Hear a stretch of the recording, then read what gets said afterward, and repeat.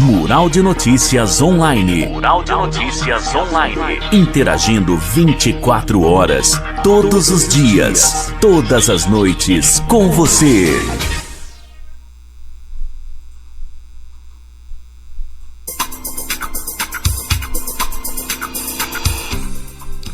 Olá, minhas amigas e amigos, internautas, seguidores, saudações democráticas.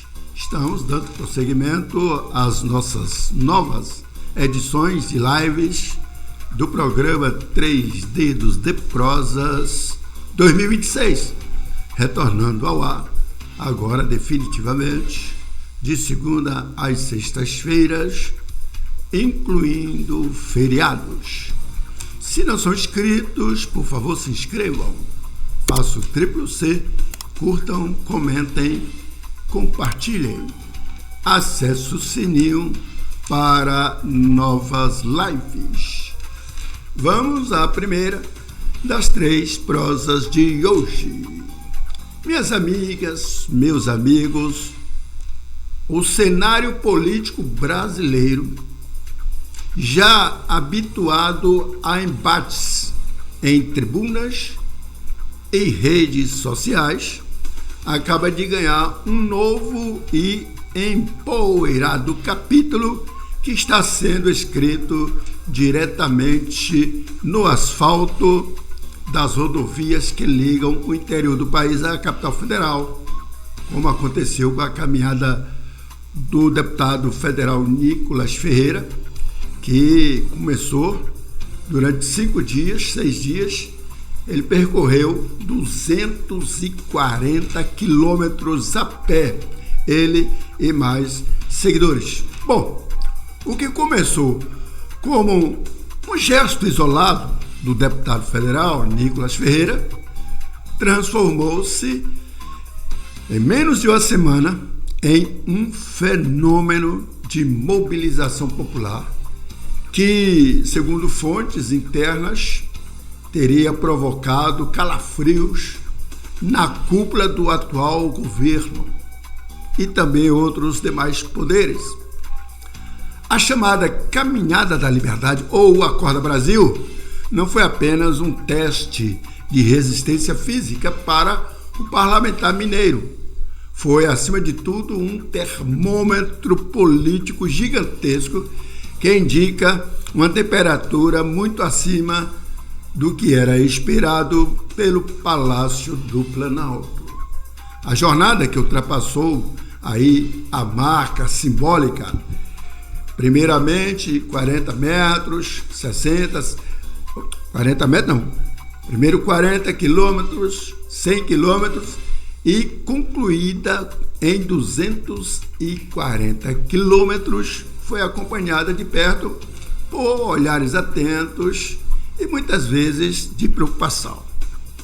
A narrativa de um jovem líder que deixa o conforto do seu gabinete para enfrentar um sol escaldante, as dores musculares e a exaustão física em prol de uma causa maior, ressoou fortemente em uma parcela da população brasileira que se sente órfã de representatividade. O impacto visual das imagens de Nicolas caminhando ao lado de cidadãos comuns, atravessando cidades como Cristalina, lá em Minas Gerais, criou um contraste direto com a imagem institucional e, por vezes, engessada dos detentores do poder central em Brasília. O nervosismo governamental não foi por acaso, ou não é por acaso.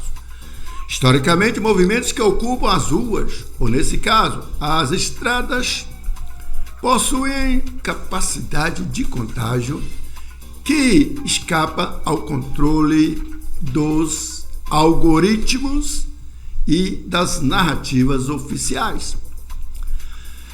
A tentativa de intervenção da Polícia Rodoviária Federal, PRF, foi vista por analistas políticos como o primeiro sinal de que o sistema se sentiu ameaçado.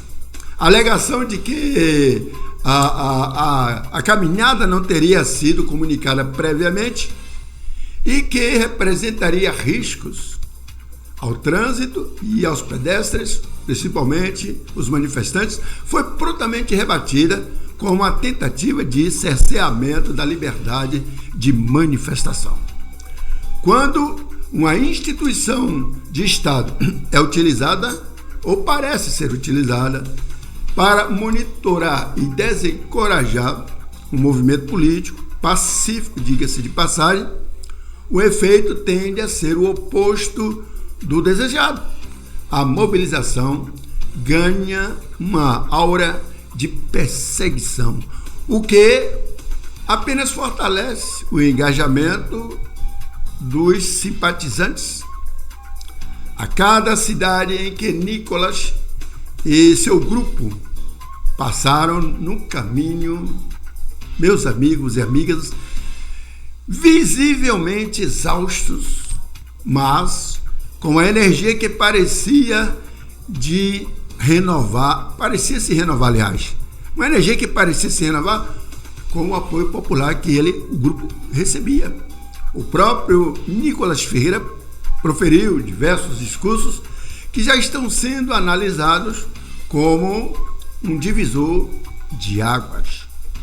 Então, o Nicolas não falava apenas, na verdade, para os presentes que estavam acompanhando a ele. Ele falou para o corpo quase morto, que segundo ele é o que se tornou o nosso Brasil.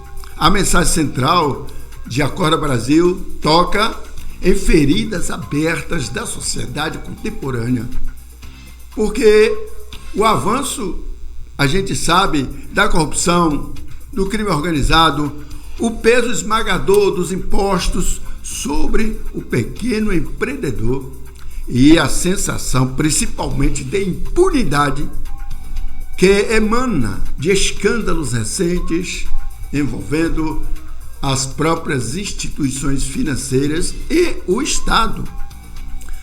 A técnica de storytelling, ou seja, contar uma história, utilizada por Nicolas, tipo Forrest Gump, acabou eficaz. Ele retirou o foco de si mesmo. Ora, esquece o Nicolas e o colocou na mensagem que ele transmitia. Ele posiciona a esquerda não apenas como um adversário político, mas como o freio de mão de uma nação que tem potencial para ser uma potência e não sai do lugar, mas que se vê amarrada exatamente por políticos de curto prazo ou políticas de curto prazo e populismo barato. Esse discurso de despertar é o chamado direto para a ação, preparando o terreno para que o que prometia ser um dos maiores atos políticos do ano na capital federal, como foi ao encerrar domingo, marcado para se encerrar agora domingo, dia 25. Sobre essa jornada ainda falaremos a respeito em nossas próximas lives. Vamos agora à prosa de número 2. Observe, atente, viu? Cerca de 4,69 milhões de baianos encerraram 2025 com algum tipo de dívida em atraso. Dados do mapa da inadimplência no Brasil, da Serasa, indicam que 44,7% da população adulta da nossa Bahia está inadimplente, pelo menos até o mês de dezembro. De lá para cá não acredito que não tenha diminuído. Índice superior ao registrado no mesmo nível, ou no mesmo mês, aliás, de 2024, quando o percentual era de 40,6%. A variação representa a entrada de aproximadamente 369 mil novos devedores inadimplentes em um intervalo de apenas, 12 meses. O número ajuda a dimensionar o impacto das dívidas sobre o orçamento das famílias no Estado, e a virada do ano costuma concentrar despesas obrigatórias, claro, como impostos, material escolar e reajustes de serviços. E isso aumenta a pressão financeira sobre quem já enfrenta dificuldades no dia a dia. No perfil das dívidas, bancos e cartões de crédito concentram 26,1% dos débitos, seguidos por contas básicas como água, luz e gás, 22,1%, e por financeiras, 19,6%. As financeiras são os créditos que a gente toma no dia a dia quando é necessário. O valor médio de cada dívida é de R$ 1.593,27, indicador que ajuda a explicar a dificuldade de regularização.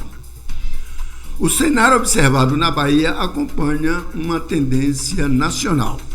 Em dezembro, o Brasil chegou a 81,2 milhões de inadimplentes, o maior número da história após um ano, após 12 meses seguidos, sempre subindo. A maior concentração de pessoas com nome negativado está entre 41 e 60 anos, cerca de 35,6%, seguida por 26 a 40 anos, acima de 60 e entre 18 e 25 anos. Então, o brasileiro está cada dia pagando mais impostos e ficando cada vez mais endividado. Vamos agora à prosa de número 3, a última de hoje. Os institutos ou empresas de pesquisas de dados e estatísticas sociais e econômicas, eu sempre digo, não são confiáveis.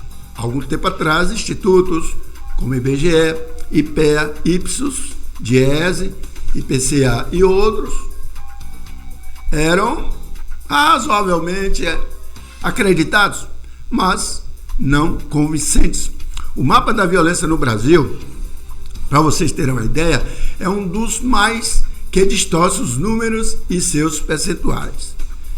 Porque, olha, nesta última, 2024, o Brasil registrou 257 mortes violentas de pessoas LGBT+. Em 2025, segundo o mais recente relatório do Grupo Gay da Bahia, o GGB, a organização que há 45 anos monitora de forma independente e voluntária a letalidade motivada por LGBTfobia no país, embora o número represente uma redução de 11,7% em relação a 2024, quando foram documentados aí cerca de 291 casos, e assim o país segue ocupando a liderança mundial em assassinatos e suicídios de pessoas LGBTQIA+, com uma morte a cada 34 horas. Isso seria assustador se fosse verdade. O jornalista Oliveira, do Twitter Files, já tinha desmascarado o Grupo Gay da Bahia, que exagera com as suas estatísticas sempre. Ele provou, o jornalista, que só 9% das mortes daquele ano de 2019 e 2024, supostamente por homofobia, somente 9 podia ser confirmados. O resto tinha outras motivações, como, por exemplo, assalto, briga do tráfico, enfim. Em 2025, o Grupo Gay da Bahia anunciou 17 mortes na Bahia, mas no meio tem atropelamento e latrocínio, por exemplo. Sejam as organizações, ONGs e governos, eles ou elas utilizam dados inventados para mostrar uma realidade que só elas enxergam supostamente. Se gostaram da live, curtam, compartilhem e também comentem. Se não é inscrito, por favor, se inscreva. Acesse o sininho para notificação de novas lives e também compartilhe e comente, que eu preciso saber muito a sua opinião. Vamos agora ao nosso último recado de hoje. Entre o que te contam e o que realmente acontece, há um abismo de silêncio. Aqui, neste programa, questionamos o óbvio e conectamos os pontos que eles preferem que você não veja e continue na ignorância coletiva. Um abraço. Mural de Notícias Online. Mural de Notícias Online. Interagindo 24 horas, todos os dias, todas as noites, com você. A Farmácia Vitória é referência em saúde e bem-estar em Livramento e Dom Basílio. Trabalhamos sempre com produtos de procedência e qualidade garantida, oferecendo uma ampla linha de medicamentos, perfumaria e materiais hospitalares. Nosso compromisso é cuidar de você e da sua família. Farmácia Vitória. Matriz, Rua Cônego Higino, no centro de Livramento. Telefone 77 3444 1084. WhatsApp 77 99865 9091. Farmácia Vitória, a única com atendimento 24 horas. Comprar com economia, conforto e praticidade. Supermercado Pagão. Atendimento personalizado. Faça sua feira também no nosso cartão de crédito próprio. Tudo isso e muito mais para toda a sua família. Entregamos também em domicílio. Supermercado Pagão. Aberto de segunda a sábado.